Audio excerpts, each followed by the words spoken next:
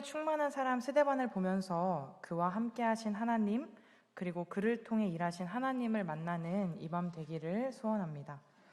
오늘 본문은 6장 8절부터 15절까지입니다.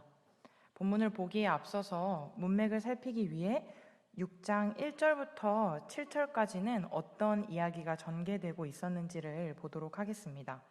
나눠드린 유인물에는 7장의 이야기도 나오고 있는데 6장 8절과 15절과 같은 맥락에서 이야기하고 있습니다. 오늘 설교를 집중해서 듣고 7장과 함께 유인물도 읽어보시면 좋을 것 같습니다. 먼저 앞서 있던 상황은 서로 물건을 통용하면서 함께 살아가던 중에 아나니아와 삽비라라고 하는 부부가 땅에서 얻은 그 수입 얼마를 감추었고 베드로에게 혼이 나는 장면이 나왔죠. 그리고 그들은 죽음을 맞이하게 되었습니다. 그 당시는 성령이 특별히 공동체 안에 임재하셔서 그 공동체를 교제의 하나됨, 기적의 능력으로 복을 주시던 때였습니다. 따라서 사도들이 표적과 기사를 많이 일으키면서 성령의 역사를 보여주었고 사도들은 공회에서 매를 맞거나 위협을 받는 상황이었습니다. 복음과 함께 고난을 받는 사도들의 모습이 앞에 나오고 있습니다. 그들은 날마다 성전에 있든지 집에 있든지 예수님은 그리스도시라고 가르치기와 전도하기를 그치지 않았습니다. 6장 1절부터 보면 그때의 제자가 더 많아졌다고 나옵니다. 사도들은 예수님의 이름을 증언하기 위해서 능욕받는 일에 합당한 자로 여겨진 것에 기뻐했습니다. 이 사내들인의 위협에도 불구하고 담대히 제자들은 이 일을 계속했습니다.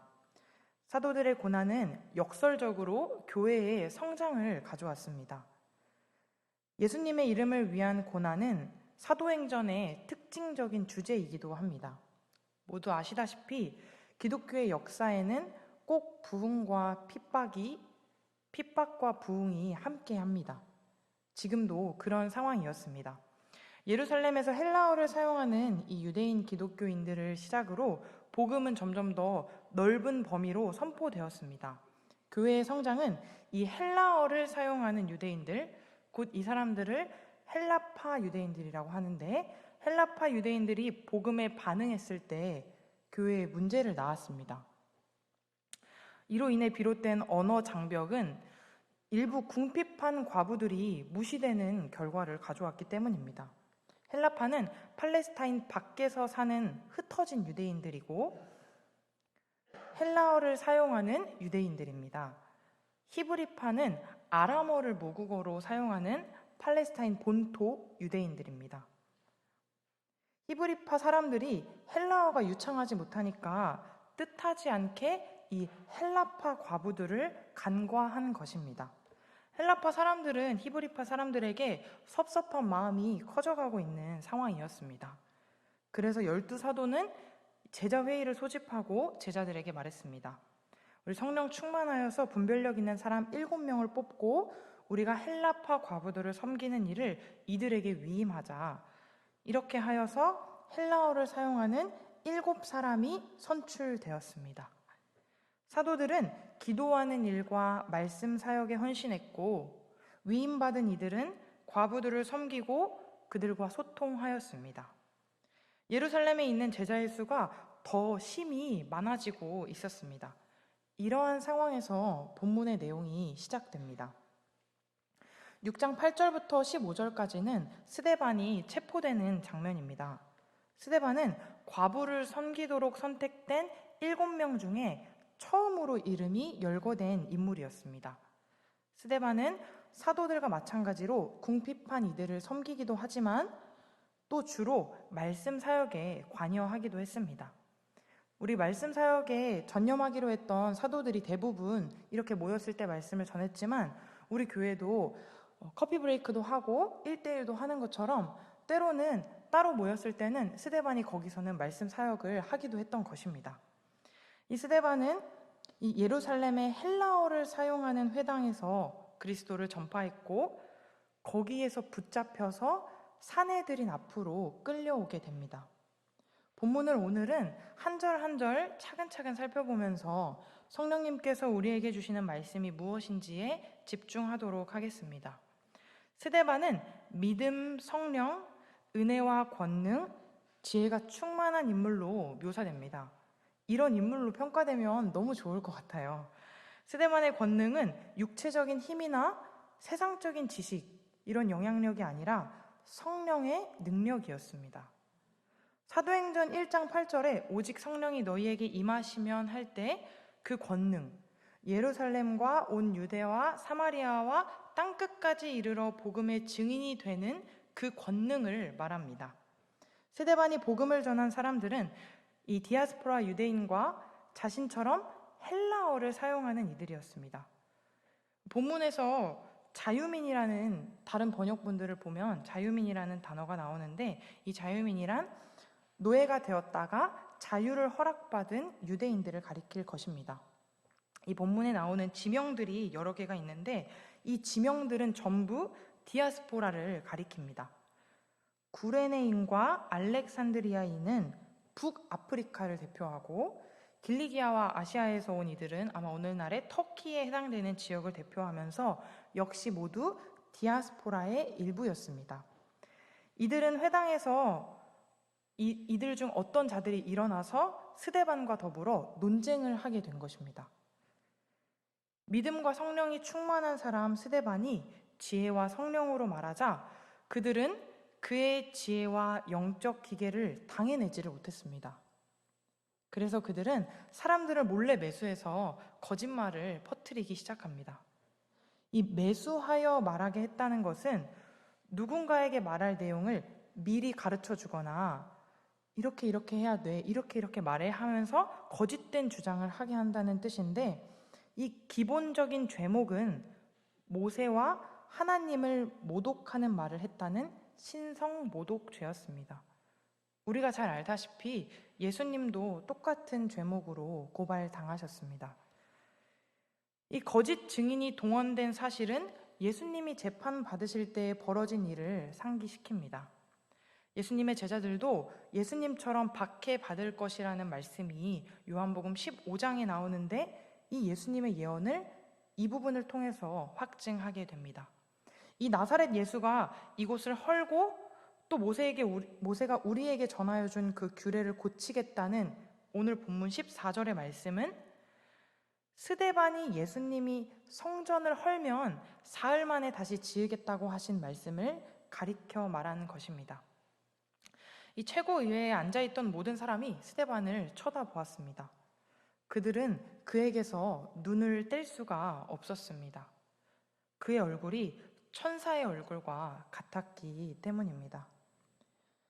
오늘 본문에서 우리는 두 가지를 발견합니다.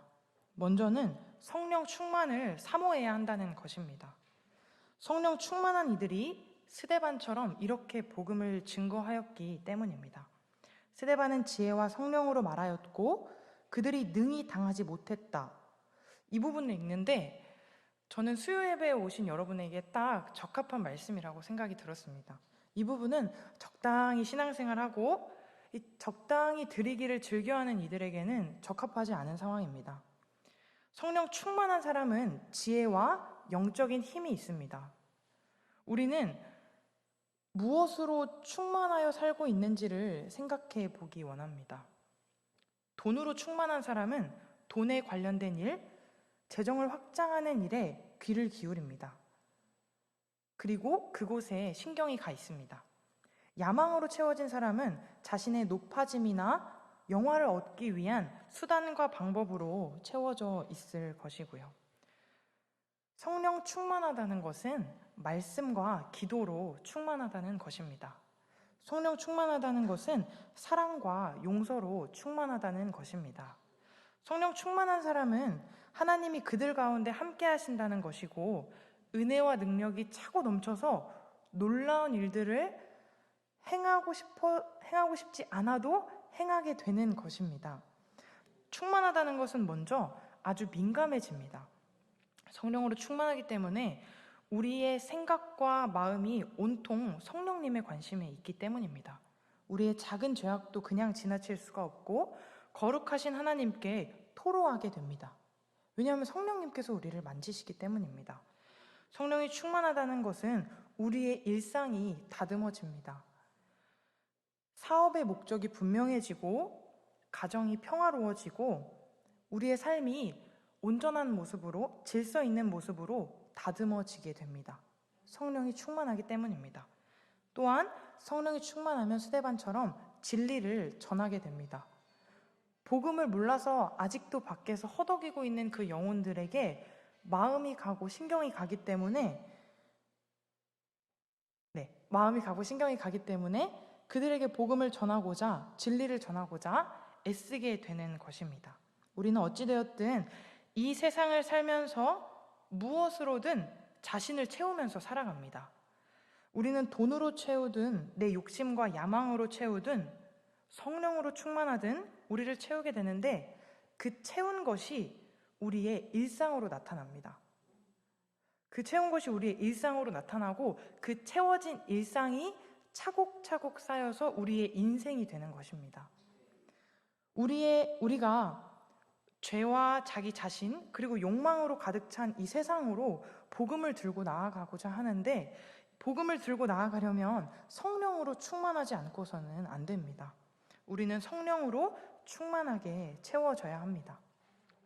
우리는 하지 말라는 말씀과 그러한 경고에는 민감하게 반응합니다. 살인하지 말고 도둑질하지 마라, 간음하지 마라. 이런 말씀만큼 부모를 공경하고 서로 사랑하고 성령으로 충만해야 한다는 것도 우리가 주의를 기울여야 하는데 우리는 하지 말라는 것만큼 하라는 말씀에도 동일한 권위가 있다고 생각을 잘 하지 못합니다. 성령으로 충만하면 좋고 아님 말고 이런 정도가 아니라 오늘 내가 성령으로 충만하지 못했음을 통회하고 오늘 성령으로 충만하게 살기를 매일 아침, 매일 새벽 간구하는 저와 여러분 되시길 간절히 소원합니다. 박해와 죽음 가운데에서 그리스도인들이 어떻게 했는지 오늘 본문을 보면서 알 수가 있습니다. 박해와 죽음 가운데에서 그리스도인들은 이겨냈습니다. 너무 심플하지만 그들은 이겨냈다는 것입니다. 그리스도인들이 겪는 복음과 함께 받는 그 고난은 말도 안 되는 일일 수도 있습니다. 말도 안 되는 핍박과 박해일 수 있습니다. 오늘 스데반처럼 상식적으로 이해가 안 될 수도 있고 또 때로는 흔히 겪는 일일 수도 있습니다. 억울할 수도 있고 답답할 수도 있습니다. 사도들이 겪은 이 핍박은 매맞음, 능욕받는 일이었습니다. 우리도 믿음을 고수한다는 이유로 고소를 당할 수도 있고 매를 맞거나 멸시천대를 받을 수도 있습니다. 시대가 변하면서 우리는 편안하게 나름 안정적인 환경에서 예배하고 있습니다. 지금도 그렇지만 어느 가정에서는 또 어느 나라에서는 심지어 우리도 곧 기독교적인 가치관, 결혼에 대한, 정치에 대한, 사상에 대한 그리고 우리가 고수해야 할 그 예배에 대한 이 성경적인 가치를 고수한다는 이유로 세상에서 멸시와 조롱을 받을 수 있습니다. 그러나 우리가 이 사람들처럼 이겨낼 수 있는 이유는 첫 번째로는 예수님이 아시기 때문입니다. 예수님은 먼저 겪으셨고 심지어 사실은 겪지 않으셨어도 예수님은 아십니다. 당신은 하나님이시기 때문입니다. 하나님이신 예수님은 이 땅에 오셔서 우리를 위해 매를 맞으시고 억울해하시고 고난당하시고 멸시천대와 조롱을 받으셨습니다. 이것은 몇 번을 강조해도 잘못되지 않고 오히려 우리가 자주 기억해야 할 일입니다. 우리가 일상에서 겪는 특히 복음을 전하다가 그 생명을 전하다가 겪는 많은 고난 가운데에서 예수님께서 이것을 다 아신다는 사실은 심지어 먼저 겪으셨다는 사실은 우리에게 적지 않은 그 이상의 위로가 됩니다. 오늘도 이 위로로 힘을 얻는 여러분 되시기를 소망합니다. 오늘도 가정에서 그리고 그 삶에서 먼저 겪지 않아도 다 아셨을 예수님을 바라보시며 승리하시길 소원합니다. 두 번째로 그리스도인들이 승리하는 것은 성령님이 힘을 주시기 때문입니다. 우리가 성령 충만해야 하는 이유가 여기에 있습니다. 박해와 고난을 감당할 힘을, 그 능력을 하나님께서 우리에게 허락하십니다. 하나님께서 복음을 전해라 하시고 고난도 받아라 하시고 또 고난을 주셨다가 힘도 주시고, 이런 것이 아니라 예수님을 증거하는 것이 우리의 운명인데, 예수님을 증거할 때 고난과 핍박, 이 죽음이 따라오는 것은 마치 필연이기 때문입니다. 우리가 죽음을 이길 수 있는 이유는 딱 한 가지입니다. 우리에게 죽음을 이길 수 있는 생명이 있기 때문입니다. 이 생명이 예수님입니다. 예수님이 죽으시고 부활하심이 우리에게 유일한 생명이요 진리가 되기 때문입니다. 하나님의 일은 하나님이 하십니다. 우리가 은혜임을 고백할 수밖에 없는 이유도 바로 여기에 있습니다. 그러나 그 일을 우리가 감당하기 어려울 것을 하나님께서 아시고 하나님께서 그마저도 다 해주신다는 것도 우리에게 은혜입니다. 고난과 죽음 앞에서 하나님께서 우리에게 초자연적인 힘으로 강하게 붙들어 주십니다. 성령님의 권능을 받고 소망 가운데 예수님을 바라볼 때 죽음의 권능을 무색해 만드는 확신을 얻게 됩니다. 오늘 가스펠 본문 뒤에도 나오지만 스데반은 그를 핍박하는 자들의 손에 죽었습니다. 그러나 그는 예수님이 살아계시다는 사실과 무덤이 정복되었으며 우리가 이 세상에서 두려워할 것이 전혀 없다는 사실을 알았기 때문에 엄청난 확신 가운데에서 죽었습니다. 성령으로 충만케 하시는 분은 그 사람을 누가 사용하실까요? 성령으로 충만케 하시는 그 사람을 누가 사용하실까요? 하나님이십니다. 우리는 누군가 물을 가득 채웠다면 물을 먹든지 물을 주든지 뿌리든지 그 목적에 맞게 물을 채운 사람이 그 물을 사용한다는 것을 알고 있습니다. 성령도 마찬가지입니다. 하나님이 우리를 성령으로 충만케 채우시고 하나님의 일에 귀하게 사용하십니다. 하나님의 일에 귀하게 쓰임받는다는 것 또한 우리에게 큰 위로입니다. 우리는 크게 낙심할 필요가 없습니다. 크게 좌절할 필요도 없습니다. 우리에게 순종하고자 하는 마음과 주님 말씀이라면 한 걸음 걸어가고자 하는 그 작지만 귀한 결단이 있으면 주님께서 우리를 성령으로 충만하게 채우시고 하나님의 일에 귀하게 쓰인다는 사실을 기억하시기 바랍니다. 오늘 결론은 성령 충만을 사모하라는 것입니다. 성령 충만하다는 것은 일상으로 드러나고 그 일상은 모여서 인생이 됩니다.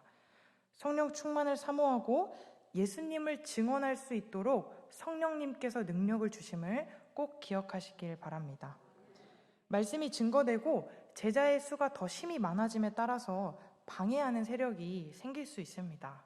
5장을 보면 고난과 박해를 받았고 또 교회 안에 죄도 있었습니다. 속이는 죄도 있었죠. 또한 6장 1절에 이 주를 믿는다는 사람들에게조차 이 갈등도 있었습니다. 그렇지만 교회는 계속해서 성장했습니다. 우리 사랑교회도 마찬가지입니다. 코로나19에서 일상으로 회복되는 시기에 있습니다. 새 가족이 늘어나고 있고 제자를 양육하는 일에 힘쓰는 자들이 많아지는 시기입니다.